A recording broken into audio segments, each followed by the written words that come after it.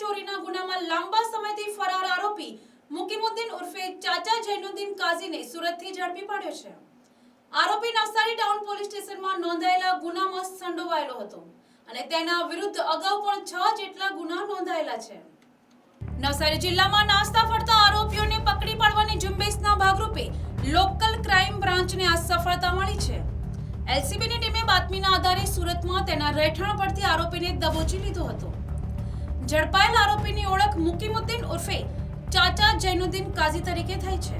તે સુરતના ઉધના વિસ્તારમાં રહેતો હતો। તેનું મૂળ રહેઠાણ મહારાષ્ટ્રના ભુસાવલ જિલ્લાનું મારુડ ગામ છે।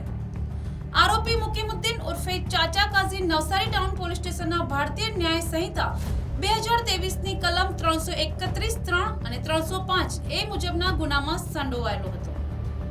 એલસીબી દ્વારા તેની ધરપકડ બાદ કાયદેસરની કાર્યવાહી માટે તેને ટાઉન પોલીસને સોંપવામાં આવ્યો છે। આરોપી મુકીમુદ્દીન ઉર્ફે ચાચા કાઝીનો ગુનાહિત ઇતિહાસ લાંબો છે।